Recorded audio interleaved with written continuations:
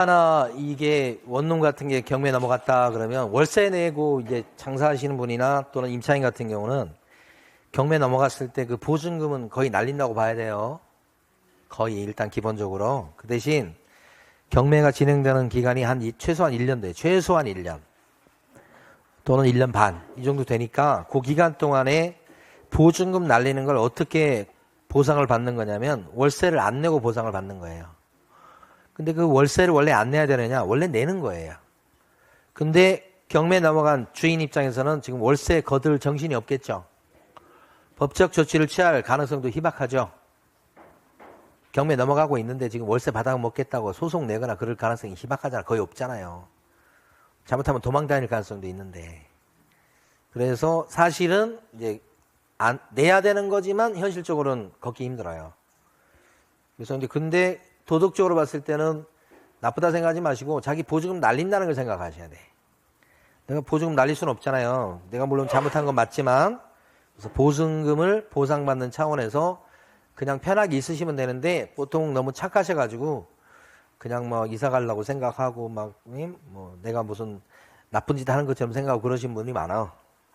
근데 이제 그냥 편안히 사시면 돼. 편안하지는 않겠죠? 그래서 살아서라도 보증금을 건져야 된다고. 살아내야 되는 겁니다.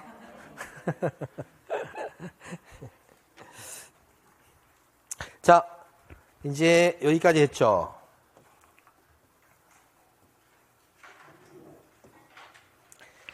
예, 아까 이거 했고. 여기서는 이제 아까 토지에 대한 분양대행 그러면 법인 업무에 들어가지 않는다. 이거 했고. 공업용 건축물에 대한 분양대행도 안 들어간다. 이렇게. 그래서 요새 나오는 건 뭐냐면 요게 나오지. 요새는. 토지라고 안 나오고 상업용지에 대한 분양대행이다. 이렇게. 예? 예, 그러면 이 상자만 보고 흥분하면 안 돼. 상업용지는 요 치야. 땅이야. 땅. 토지라고. 요거 뭐 주택용지 그래도 마찬가지야. 요래 가지고는 법인 업무에 해당되지. 요새는 요게 나와. 요게. 옆에다 요거 적어 놓으시고. 그 다음에 이제 7번째 업무는 민사집행법에 의한 경매. 법원 경매에 의미합니다. 요 경매는 민사집행법에 따라서 경매 절차가 진행이 돼요. 그 다음에 국세징수법, 그 밖의 법령에 의한 공매 대상 부동산에 대한 공매 중에 여러 가지가 있지만 가장 대표적인 것은 뭐냐면 세금을 안 내거나 밀렸을 때 강제로 매각하는 절차가 바로 공매 절차입니다. 세금 밀렸을 때 경매로도 넘길 수 있어요. 근데 이제 현실적으로는 경매 잘 안 넘기고 공매 처분을 하게 되는 거죠. 근데 이제 예외적으로 가끔씩은 세금인데 경매 처분할 수도 있다고 해. 근데 대부분은 공매 처분이다. 그 공매 대상 부동산에 대한 권리 분석이나 취득의 알선. 요게 뭐냐면 소개시키는 거, 소개시키는 거. 그 다음에 매수 신청, 대리 또는 입찰 신청, 대리. 대리는 대신해 주는 거야.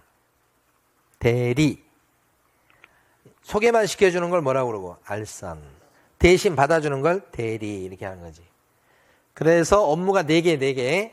경매 물건인데 소개. 알선. 두 번째, 경매 물건인데, 법원 경매 물건인데 대리.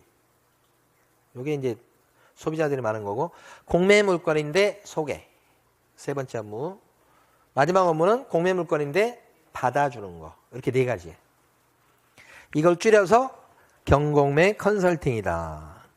이런 경공매 컨설팅은 법인 업무에 들어가고, 그죠? 여러분들이 자격증 따서 개인 업소에서도 할 수 있는 업무에 들어갑니다. 예, 경공매 컨설팅. 자, 근데 여기서 이제 3가지 알고 계셔야 돼. 이런 경공매 컨설팅은 첫 번째. 부칙개공. 복두판 할아버지는 경공매 컨설팅을 할 수 있다, 없다? 일체 할 수 없어. 알선도 못 하는 거야. 요게 제일 시험에 많이 나온 거. 자, 그러면 OX 해보세요. 모든 개업 공인인가사는 민사집행법에 따른 경매 조정에 입찰 대리를 할 수 있다. 그러면 네, 누구 때문에 틀린 거예요? 얘 때문에. 자, 두 번째 중요한 거. 그러면서 중요한 거 세 가지 중에 제일 중요한 거. 자, B번이에요. B번. 여기 보면 민사집행법에 따른 경매 대상 부동산에 매수 신청이나 입찰 신청, 대리를 하고자 했을 적에는 대법원 규칙이 정하는 요건을 갖추어서 어디에 등록하고? 법원에 등록을 해야 돼. 법원에. 그리고 감독받으라 그랬죠. 그러니까 경매 대리하려고 했을 때는 그냥 못하고 법원에 등록을 한 번 더 해야 할 수 있다. 그죠? 경매 대리할 적에는. 이게 제일 중요한 거. 그러니까 경매 대리가 아니고 경매 알선행위만 한다 그랬을 때는 법원에 등록할 필요 있다 없다? 없다. 자, 공매 물건에 대한 대리할 적에는 법원에 등록을 할 필요가 있다 없다? 공매 대리도 없다는 거야. 유일하게 법원에 등록을 해야만 할 수 있는 업무는 뭐예요? 경매 대리다. 그러니까 여러분들이 자격증을 따서 만약에 부동산 중개업도 하는데 거기서 대리는 아니고 그냥 알선만 해주려고 한다. 그러면 할 수 있다고. 법원에 등록 않고도 할 수 있다. 그럼 요 두 번째 것은 어떻게 나올 거냐 그러면 등록을 하긴 하는데 이거 할 적에는 어디에 등록해요? 그래서 등록관청에 등록해야 된다. 이렇게 살짝 속이려고 할 가능성이 엄청 높다. 등록관청에 등록하는 게 아니고 법원에 등록한다. 이렇게 하셔야 돼요. 이걸 공매로 바꿀 가능성이 높다. 공매도 해도 틀리죠? 오케이. 이게 제일 중요한 거. 마지막 세 번째 중요한 것은 뭐냐? 최근에 시험에 한번 나왔지만 기가 막힌 거지. 공매 대상 부동산이라고 하셔야 돼. 공매 대상 동산에 대해서 이렇게 하면 틀린 게 돼요. 동산이 아니고 뭐요? 부동산. 이런 문제를 여러분이 만나게 되면 기절하시게 된다. 어? 부동산하고 동산은 글자 한 글자 차이잖아. 그러면 시험 볼 때 이게 눈에 들어온다? 안 들어온다? 그리고 나서 이제 시험 끝나면 까무러친다. 어? 이 세 가지 말씀드렸어요. 이게 중개법인 업무인데 이제 이게 거의 출제돼요. 그럼 여러분들은 중개법인 업무를 할 수 있다 없다 여기 7가지를 자격증 따서 사무실 오픈하면 할 수가 있다는 거지. 그렇죠? 근데 여러분들은 이것뿐만 아니라 나머지 7가지 안 들어가는 업무도 할 수 있다. 할 수 있어요. 뭘 할까? 지금 생각 중이에요.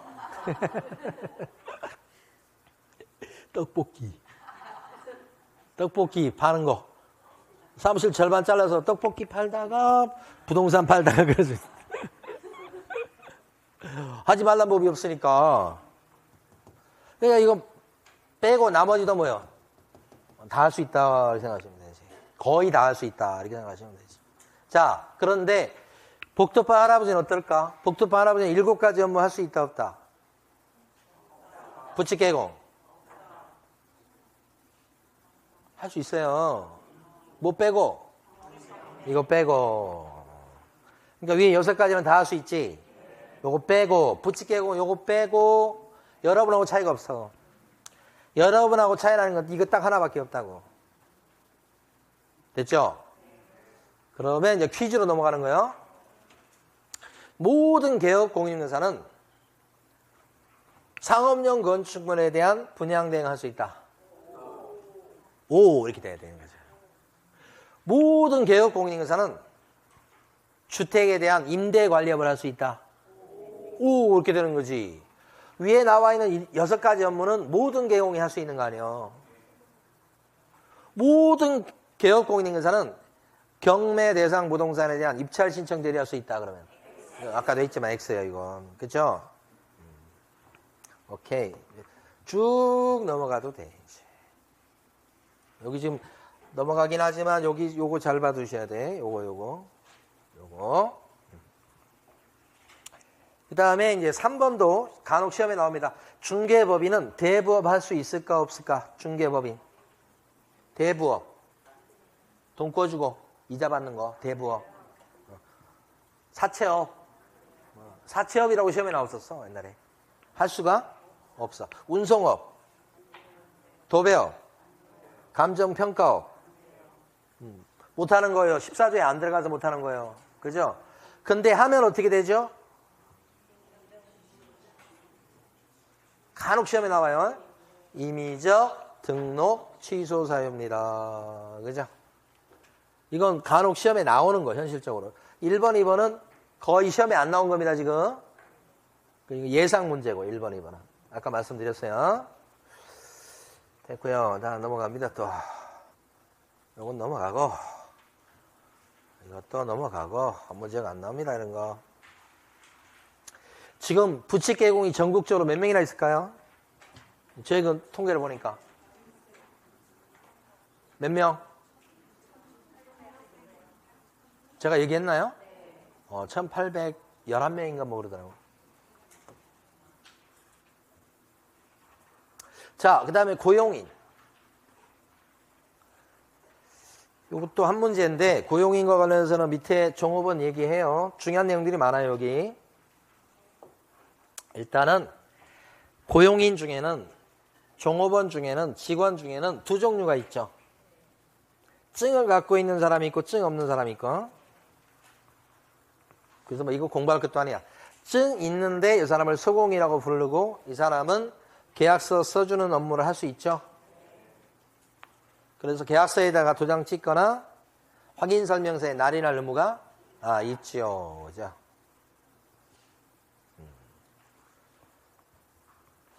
우리 어제 계약이 하나 있었는데 11시에 있었는데 우리 옆에 부동산하고 한 거예요.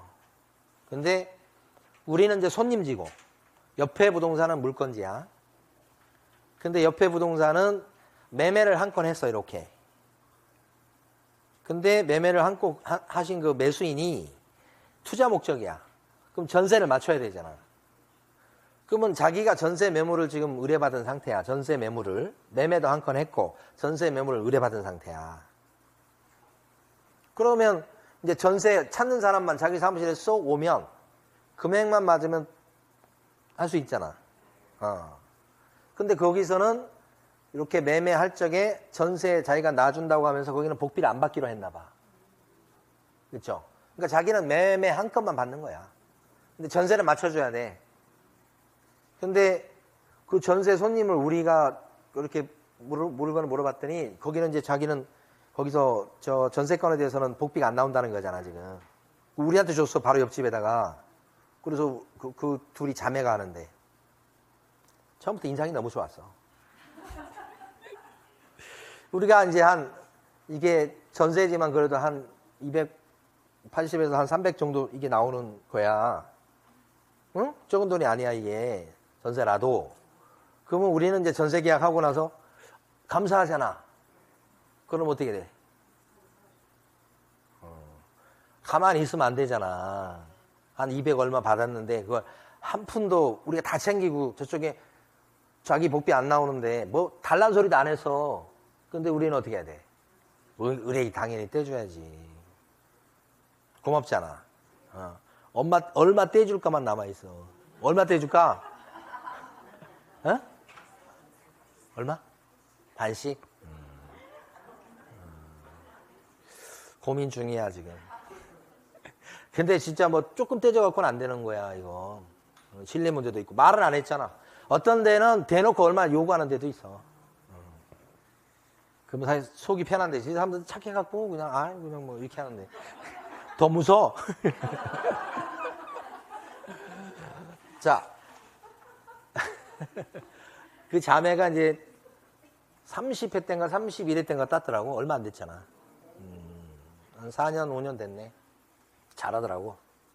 잘하는 그 기준은 뭐냐면 계약서를 잘 쓰거나 특약을 잘 잡거나 그런 건 아니야. 어제 가서 쭉 보니까 약간 좀 미흡한 점은 많은데 마음씨가 고와. 손님들한테 손님들이 다 그냥 언제나 그럴 건 아니지만 손님들한테 다른 부동산한테도 잘하고. 그게 1등이야 그게. 날인 의무가 있어. 그래서 지금 동생이 그때 날인 하더라고. 언니는 사장님, 동생은 소공이야. 둘이 같이 해 지금. 그래서 인장을 등록하는 의무가 있어. 근데 안 하면 뭐예요? 정지 먹어. 그 다음에 품위 유지할 의무가 있어. 그쵸? 소공. 소공 동생이야. 품위가 있더라고. 아, 진짜. 그 전부터 봐도 품위가 있어. 자, 근데 소공은, 나 소공이요. 라고 고지할 의무가. 이게 중요한 거야, 이거. 이게 중요한 거야. 다른 거 모르셔도 괜찮아요. 근데 중개보조는 어떨까? 중개보조는 자격증 없죠? 계약서 못 써주죠? 날인할 의무 없죠? 도장 등록할 의무도 없죠? 잘못해도 정지 안 먹죠? 좋죠? 그 다음에 품위를 유지할 의무도 없죠? 여기 중요하지. 이거 하나 보려고 온 거예요, 지금. 다른 게 다 필요 없어. 보조원은 고지하는 뭐가, 나는 보조원이다. 이렇게 해야 돼. 나는 가수다. 이것처럼. 나는 보조원이다. 이렇게 해야 돼. 근데 이게 자랑거리가 아니기 때문에 조그맣게 얘기해야 돼요. 난 보조원이다. 이렇게. 난 보조원이냐. 못 듣게 해야지. 나는 보조원이야. 이렇게. 소공 그럴 의무가 없어. 근데 출제 가능성이 높은 건 소공인데 나는 소공입니다. 라고 고지할 의무가 있다고 나올 가능성이 높다는 거지. 이거 제일 중요하고. 그 다음에 두 번째 밑에 보시면 만약에 자 보조원이 나는 보조원이다 라고 고지를 해야 되는데 보조이라는 사실을 미리 알리지 않았다. 그러면 어떤 제재를 받아요? 500과가 되지. 근데 그때 사장님도 관리 감독을 잘못했다고 치면 사장님도 뭐가 돼요? 500과가 된다는 거지. 자, 중요합니다. 누구도 덩달아 500과가 돼요? 사장님도, 개공도. 다만 아침마다 보조원이라고 얘기하라고 막 교육을 시켰어. 교육시킨 거 녹음 떠놔야 돼, 이렇게. 진짜 그런 사람 누가 있을까? 없는데 나중에 문제가 되면 나는 이렇게까지 했다고. 근데 얘기를 안 해서 그렇게 됐다고. 말이 잘 안 떨어질 거예요, 솔직히. 이게 뭐 자랑스러운 건 모르겠지만 그렇지 않아서. 그래도 일할 때 손님한테 꼭 얘기를 해야 된다고, 이게. 잘 지켜질까, 잘 안 지켜질까? 안 지켜지지. 안 지켜지는데 이제 또 얻어맞는 사람은 또 얻어맞습니다. 이게 왜 얻어맞는 일이 생길까? 계약이 문제없이 다 체결됐고 만족한 계약이 됐다 그랬을 때는 문제가 하나도 안 생겨요. 근데 이제 뭐가 문제가 생길 수 있지. 이제 다른 거 뭐 보수에 대해서 논란이 있거나 뭐 다른 것 때문에 분쟁이 생겼거나 그러면 어떻게? 당신 보조 오는데 나한테 얘기했어? 나 또 중개사 공부한 사람이야. 하면서 안 했잖아. 그러면 구청에 민원 넣는다 이렇게 나오는 거지. 그래서 문제가 되지. 평화로울 때는 아무 문제가 안 돼요. 어? 평화로울 때는 다 좋은 사이야. 근데 언제 이제 드디어 본색을 드러내는 거야? 이제 돈이 딱 걸리게 되면 그때 탁 드러나. 평상시 때는 다 좋은 사람이에요. 돈이 딱 걸렸죠, 이제. 그때에서 이제 딱 드디어 이제 색깔이 나는 거예요. 그래서 저희도 어떻게 해요? 지금 시험대 올랐죠? 얼마를 주느냐가? 돈이 걸려 있잖아. 참. 우리 실장님하고 지금 서로 얘기하고 얼마 줘야 돼. 해당 업무에 관해서 상당한 주의와 감독을 기울이지 않았을 때는 제외된다고 되어 있으니까 사장님이 아침 조회 시간마다 꼭 보존이라고 얘기해야 됩니다. 라고 했다고 한다면 500과가 있다 없다? 없다 하는 것까지. 중요한 얘기입니다. 그 다음에 가로 2번. 숫자 얘기예요. 요 숫자는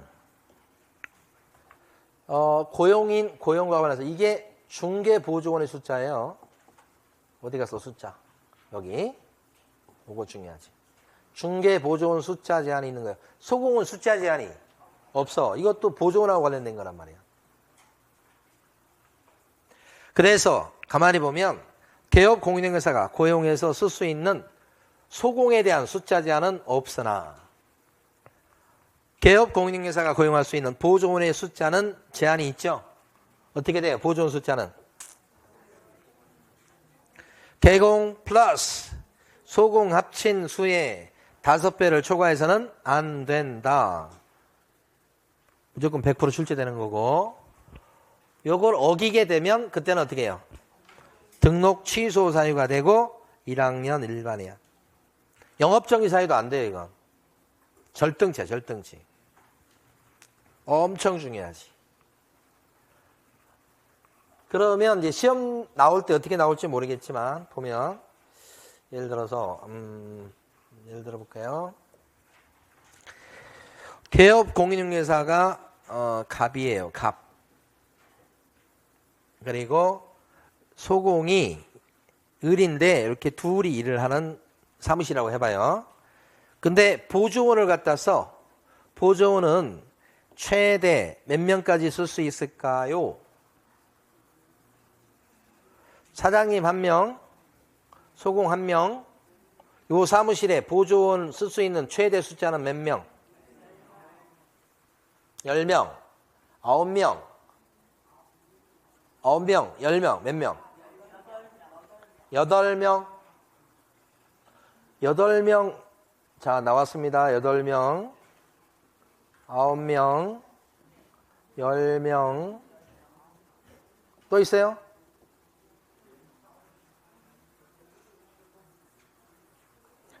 사장님 1명, 그 다음에 소공 1명, 이렇게 둘이 있는 사무실인데, 여기 보조원을 몇 명까지 최대 고용할 수 있겠냐? 8명, 9명, 10명. 1번, 2번, 3번. 10명, 10명. 5배를 초과 못한다고 돼 있죠? 5배까지는 되는 거지. 10명이지. 9명이 아니고. 응? 됐죠? 이거 뭐 산수도 아니죠? 응? 이렇게 숫자가 나올 수 있고, 그 다음에 이거 어겼을 때는 절등치니까 업무정지가 불가능해요. 그리고 형사처벌이야. 그래서 요것은 이렇게 숫자 제한 주는 것은 일반 중개업소는 이거 걸릴 리가 거의 없어. 사장님 1명만 해도 이 직원 1명도 없어. 그러니까 사장님 1명인데 보조를 1명 쓰고 있어. 와이프야. 법 위반이야, 아니야? 아니, 와이프를 몇 명까지 고용할 수 있어?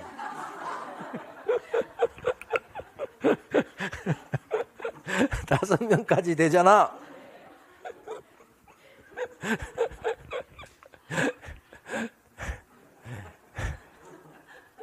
다섯 명까지 되니까 문제가 하나도 없어요. 이런 업소는.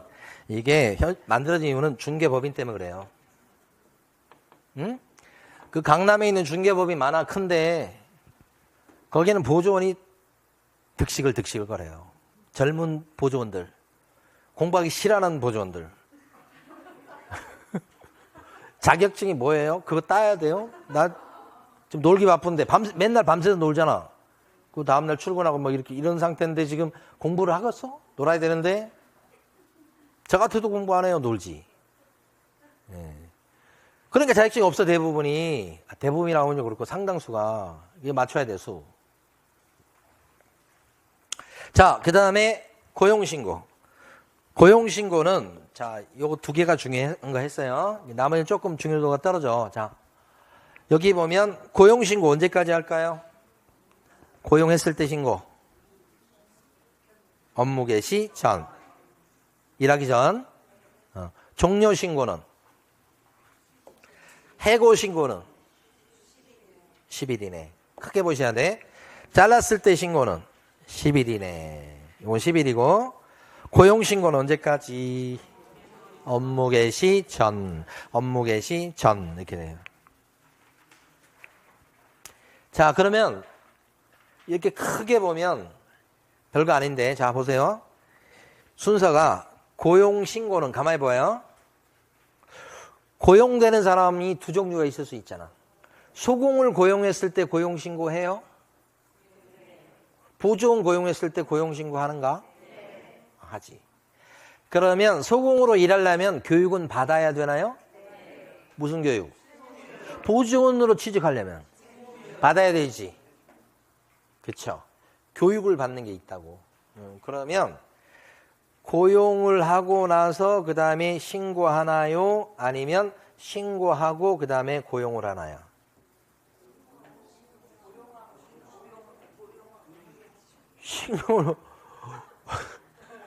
신고를 고용한다고 신고하고 그 다음에 고용한다? 보통 이게 안 되잖아. 말이 안 되는 소리. 고용을 하지 일단. 그 다음에 신고를 한다고. 그죠? 그런데 고용신고가 딱 들어가면 교육을 받았는지 확인한다고. 그러니까 신고 들어가면 교육을 확인해. 그러면 교육은 언제 받아야 돼? 교육은 요때 받아도 되고 뭐요? 요때 받아도 되는 거예요. 그죠? 그것도 직무교육 같은 것도 가만히 보면 그것도 1년 유효기간이 있잖아. 실무교육도 1년 유효기간이 있으니까 받아놓고 그냥 일자리 찾을 수도 있잖아. 그러니까 요 사이에서 일단 확인이 돼야 되니까 요 사이에서 교육은 받아야 돼. 그러니까 교육 받는 것은 요때도 어떻게 왔다 갔다 할 수 있어. 예. 그러면 고용을 하고, 근데 보통은 어떻게 해요? 고용이 되면 그때 뭐라 그래? 교육을 받으라고 하고, 받았다고 하면 바로 신고 들어가지만 안 받았다고 하면 고용을 하고 뭐예요? 교육을 받으라 하고 그 다음에 이제 신고 들어가는 거지. 보통 이런 형태가 많을 거야. 아니면 이미 받았다고 하면 이제 바로 신고 들어가고. 근데 포인트가 뭐냐면 고용하고 나서 신고하는데 이 신고하기 전까지 일하면 안 된다는 얘기예요. 왜요? 고용신고 언제까지 하니까? 업무 개시 전까지 한다는 얘기는 신고하기 전에는 일 시키면 안 된다는 뜻이에요. 응? 그게 이게 의미야. 그러니까 고용해놓고 아직 신고하기 전인데 일을 시켜버리면 안 되는 거예요. 그럼 법 위반이야. 그게 여기 담겨져 있는 거예요. 그래서 고용신고를 언제까지 하시라? 업무 개시 전. 그럼 교육도 그 전에 받아놨어야 되죠. 언젠가는 몰라도. 이렇게. 그래서 고용신고. 이 전자문서로도 고용신고 할 수 있나요? 여기 그 정부 24라고 들어보셨어요? 이게 이거야. 정부 24 가면 고용신고하는 그 난이 있어요. 메뉴가 있다고. 이걸 통해서 해요. 자, 그러면 고용신고를 받은 어디에 고용신고하죠? 어디에다 대놓고? 등록관청이지. 등록관청은 고용신고 딱 받았을 때 이제 확인할 게 있죠? 고용신고를 딱 받고서 확인할 게 있단 말이에요. 뭘 확인할까? 이 사람이 소공일 때는 자격증이 있는지 없는지 확인해야 되겠죠. 소공일 때 보존은 필요 없고. 그 다음에 이 사람이 결격자인지 아닌지 확인해야 되겠죠. 또 이 사람이 교육을 받았는지 확인해야 되겠죠. 그러니까 고용신고를 받은 등록관청에서는 확인하게 되어 있는 게 세 가지죠. 증이 있는지, 결격자인지, 그 다음에 교육을 받아놨는지 이거 확인해야지. 세 가지 확인하죠. 그래서 등록관청은 고용신고 받았을 때 세 가지를 확인한다. 그래서 자결 교육을 받았는지 확인하시라. 자결이라고 그러죠. 자결이란 말이 뭔지 알죠? 자결하면 맨날 생각나는 게 은장도야. 옛날 전설의 고향 같은 거 보면 막 그러잖아. 지나가는 과객이요. 그러면 뭐라 그래? 저 혼자 있으니까 안 돼요. 그러잖아.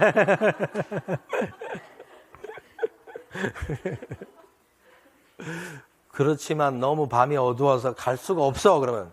그러면 저기서 그냥 이렇게 그러잖아. 그러다가 이러시면 안 됩니다. 자기 목에다 칼을 대고 정말 도저히 믿을 수 없는 그런 건데 그냥 그래. 자결 교육을 받았는지 확인하십시오. 그래서 이제 여기까지 중요합니다. 오늘 고용까지 합니다. 오늘 소공을 고용하고 고용신고를 받은 등록관청은 자격증을 발급한 시도지사한테 자격 확인을 요청해서 확인해야 된다. 이거 하나. 자격증이 있는지 확인한다는 거죠. 누구일 때? 소공. 그렇기 때문에 자격증 사본을 내는 건 아닙니다. 밑에 써놨죠? 내는 건 옛날엔 냈었어. 지금은 낼 필요가 없다. 확인해 보니까 그렇습니다. 자, 또 확인할 거 밑에 가시면 고용신고를 받은 등록관청은 이번에 확인할 것은 결격사유 해당 여부를 확인하게 돼 있죠? 전과에 있는지. 또 세 번째는 뭐예요? 교육을 받아놨는지 확인할 거. 자결 교육을 받았는지 확인하시라 이런 거지. 자, 그런데 등록관청이 세 가지를 확인하게끔 돼 있고 확인할 수 있는데 외국 사람일 때는 확인이 잘 안 되는 게 하나 있죠. 자결 교육을 받았는지 이렇게 했을 때 자격증이 있는지 없는지 확인됩니다. 외국 사람도. 그 다음에 교육을 받아놨는지 확인됩니다. 이것도. 근데 뭐예요? 이게 외국 사람은 확인이 안 될 수 있잖아. 신원조회가 안 되니까. 그래서 밑에 보면 고용되는 사람이 외국 사람일 때는 이런 얘기 나오지. 그때는 결격 사유에 자기가 해당하지 않는다고 하는 서류를 갖다가 내야 되겠다. 그죠? 그래서 하나도 뺄 게 없습니다. 이게. 방금 전에 봤던 내용 중에 1번, 2번, 3번, 4번 하나도 뺄 게 없어요. 종료신고는 10일인가 아시겠 거예요? 자, 그러면 책임만 하면 됩니다. 이것만 5분이면 됩니다. 5분을 저한테 주셔요. 밑에 있는 종업원이 사고 치니까 사장님이 책임지게 된다 이거예요. 그 책임 중에는 가장 무서운 책임이 뭘 것 같아? 예? 물어줄 책임. 돈으로 물어줄 책임이 제일 크지. 밑에 있는 종업원이 사고 치니까 사장님 보고 책임을 져라 하면서 5천만 원 물어줘. 이러면 이게 5천만 원 물어줄 것 같으면 나는 영업 그냥 차라리 그냥 문 닫는다 이렇게 될 수 있잖아. 제일 무서운 책임은 뭐냐면 손해배상 책임이야. 이게 민사 책임이지. 근데 법에는 어떻게 되어 있냐면 밑에 종업원이 한 행위는 그것도 업무상 영업상 행위는 그대로 사장님이 한 걸로 본다고 돼 있어. 보셨죠 조문? 봐봐요. 소공이나 보조원이 한 영업상 행위는 그를 고용한 사장님의 행위로 뭐요? 본다. 이 조문이에요, 이 조문. 그러니까 여기서 업무상 행위는 이라고 돼 있으니까 영업상 활동만 얘기하니까 모든 행위를 다 책임지라는 건 아니죠. 어떤 행위만? 영업상 행위만. 그 다음에 본다라고 돼 있으니까 이게 용어상 개공이 한 걸로 추정한다 그러면 추정한다는 건 되게 약한 거예요. 그죠? 추정한다 그러면 어떻게 해요? 뒤집어 버릴 수가 있어. 약한 거야 이건. 근데 본다 그러면 어떻게 해요? 어쩔 수 없이 봐야 돼. 간주한다지. 의지한다지. 그죠? 못이 박혀 있어. 이렇게. 이게 조문이야. 근데 이제 여기서 아실 것은 이 영업상 행위는 영업상 활동인데 대개 판례는 넓게 보고 있어.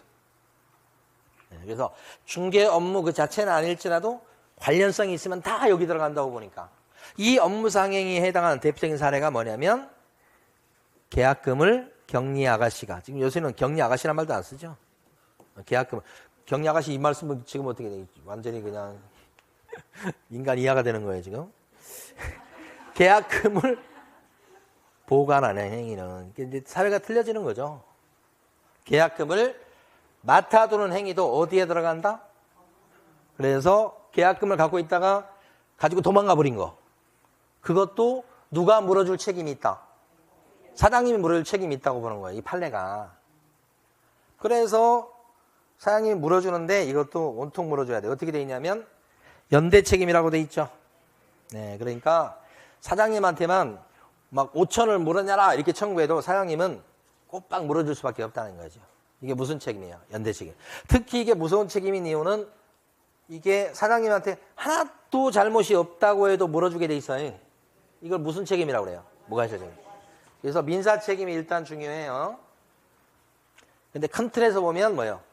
연대에서 책임지는데 이 바람에 빠져나갈 길이 없어. 연대 책임이 되게 무서운 거예요. 야, 쟤 보조원이 더 돈이 많어. 걔한테 받아봐. 나한테 달라고 하지 말고 그런 말을 못해. 그게 연대 책임인 거예요. 그래서 여기서 핵심은 뭐냐면 다른 게 아니에요. 이거예요. 이거. 여기 개공이 배상 책임을 치죠. 개공이 한 걸로 치니까. 그랬다고 해서 고용인 자신의 책임이 면책되는 것은 아니다. 이게 핵심이에요. 그럼 뭐예요? 이 말은? 같이 물어줘야 돼. 같이. 그게 뭐예요? 가치가 뭐예요? 연대. 이게 핵심이에요. 그리고 무서운 건 무과실 책임이야. 나는 잘못한 게 없어. 소용없어. 그래도 물어줘야 돼. 응? 고의과실이 없어도 사장님은 물어줄 책임이 있다. 못이 박혀 있어서 그런 거예요. 대단히 무서운 책임이지. 자, 그런데 자, 민사 책임 말고 실제 시험에서 중요한 건 뭐가 중요하냐? 형사 책임이 중요한 거야. 거의 다 왔어, 이제. 형사 책임은 형사 처벌을 얘기하는 거야. 징역 벌금 얘기한다고. 근데 양벌 규정을 우리 봤다고. 사실 아까 결격 사유 할 때 밑에 있는 종업원이 징역 벌금 받을 짓을 했더니만 사장님도 뭐요? 왜 감독을 이렇게 시원찮게 했어? 해가지고 벌금을 물린다고. 그러니까 밑에 종업원이 징역 벌금 형사처벌 받을 때 사장님도 형사처벌하는 거야. 이유는 뭐예요? 감독을 소홀히 했다고 그래서. 감독 좀 잘하지 그랬어. 그래서 감독 소홀 책임을 물어서 사장님도 뭐예요? 형사처벌하죠. 같이. 예. 그때 형사처벌한다고 했을 때 이때는 감독을 소홀히 한 책임을 묻는 거에 되기 때문에 징역까지는 아니고 뭐로만? 벌금으로만. 그래서 자, 요게 이제 민사책임 아까 중요하다고 그랬지만 민사책임 중요해요. 근데 별표 하나인데 얘는 뭐예요? 별표가 몇 개야? 2개야. 읽어볼게요. 소공이나 보조원 또는 법인의 높은 사람, 사원 임원이 중개 업무를 보다가 행정형벌, 형사처벌이에요. 이게. 해당하는 위반 행위를 했을 적에는 그 행위자를 형사처벌하겠죠. 징역 벌금으로. 근데 그 외에 사장님도 뭐예요? 해당 조문에 써져 있는 뭘 때린다? 벌금 때린다. 여기서 핵심은 사장님도 같이 형사처벌 받는데 징역은 있어요? 없어요? 없고 뭐로만? 벌금으로만. 그러니까 여기는 징역 같은 건 없어요. 벌금 정도로. 왜냐하면 감독 소홀 책임이어서 그래요. 그러니까 이게 중개사법 50조의 양벌 규정이지. 그런데 이런 50조, 중개사법 50조 양벌 규정에 걸려들어서 벌금을 사장님이 물었다고 해도 밑에 사람이 사고 치는 바람에 벌금 무는 게 되기 때문에 이럴 때는 아까 우리 배웠죠? 결격자로 삼지를 않는다는 거죠. 배운 거죠, 이거. 판례가 그렇게 본다고 그랬죠? 결격자가 아니기 때문에 등록 취소를 하면 된다, 안 된다? 안 된다. 요게 한 세트예요, 세트. 한 세트. 양벌 규정에 따라 벌금 물어요. 근데 중개사법 위반 행위를 하지만 결격자로 삼지는 않아요. 따라서 등록 취소하면 안 되고요. 여기까지 한 세트라고. 그런데 감독을 소홀히 했기 때문에 이렇게 벌금으로도 처벌받는 건데 감독을 잘했으면 어떻게 될까? 벌금 없지. 감독을 잘했으면 뭐라고? 벌금이 없다고. 이거야. 위반 행위를 방지하기 위해서 해당 업무에 대해서 상당한 주의와 감독을 기하지 않았다면, 감독을 할 만큼 했다면 그때는 뭐예요? 그러하지 않다. 옆에다 써주세요. 그러하지 않다가 뭐예요? 벌금을 물리지 않는다. 벌금 X 이 말이에요. 그래서 예외지. 원칙은 뭔데요? 벌금 물린다 이거지. 이걸 딱 보는 순간에 떠올라야 돼. 아까 민사책임은 개업 공인중개사가 고용인에 대해서 감독을 잘했어. 그러면 손해배상 책임 안 지는 거야? 손해배상 책임은 무과실 책임이야. 감독을 잘했다고 해서 손해배상 해줘야 된다고. 무과실 책임이라고, 무조건 책임이라고, 무서운 책임이라고. 그런데 여기 형사처벌에서는 어떻게 해? 감독을 잘했으면 벌금 없어져요. 없어져. 그죠? 그 다음에 이제 짐을 싸셔도 돼. 행정 책임은 뭐냐면 그래도 이게 나오더라고. 자, 무슨 얘기냐 보세요. 고용인이 대부분 시험에서 문제되는 것은 고용인 요 사람이 금지행위 저지른 게 나와. 실제 사례도 그런 게 많고 금지행위 중에 가장 대표적인 게 거짓말 친 거예요. 손님한테. 판단을 그르치게 한 행위야. 이렇게 되면 나는 다른 거 놔두고 행정적으로 보면 그 사람이 소공이다 그런데 거짓말 쳤어. 그러면 자격 정지 먹는 사이고, 보조원이 거짓말 쳤다 그러면 심하게 거짓말한 걸 얘기하는 거예요. 그때는 보조원은 뭐예요? 자격 정지 대상이 되지 않지. 이때는 유리해 보조원이 증이 없다 보니까. 요럴 때 사장님은 행정적인 제재를 받냐, 이게 문제가 돼. 그럴 때 이론적으로 어떻게 하냐면 사장님이 거짓말한 것으로 본다. 이렇게 해석을 해. 그럼 사장님이 거짓말하면 금쟁이 저지른 거죠, 여기도. 그러면 사장님이 금쟁이 저질렀다 그러면 등록 취소 할 수 있는 사유야. 금쟁이니까. 정도가 좀 약하면 뭣도 가능해. 업무정지. 이게 선택이야, 선택. 그러니까 누구 때문에 등록이 잘릴 수 있다고? 밑에 종업원 때문에. 누구 때문에 영업정지 3개월 받고 막 그럴 수 있다고? 고용인 때문에 그럴 수 있다고. 행정적으로는. 누가 잘못했는데? 고용인이 잘못했는데. 행정적으로 누가 얻어맞는 거야, 이거? 이게 무슨 책임요? 행정적 책임이다. 그러니까 책임은 세 가지가 있어요, 이제. 세 가지가 있는데, 가장 중요한 것은 뭐예요? 형사 책임이야. 형사 책임은 징역 벌금 받았을 때 고용인이, 우리 저 보조원이나 이런 사람들은, 저 사장님은, 밑에 있는 직원이 징역 벌금 받았을 때 사장님은 감독을 잘못했다고 해서 뭘 받는다고요? 징역 없고 벌금 받는다는 거지. 근데 언제나 벌금 받는 건 아니고 또 감독을 잘했어요. 그러면 어떻게 돼? 벌금 없고 이렇게 되는 거다. 가장 핵심이지, 핵심. 거기, 그 부분이. 자, 이렇게 해서 우리가 이번 주에 고용인까지 봤습니다요. 다음 주에 또 공부하도록 하겠습니다. 네, 수고 많으셨습니다.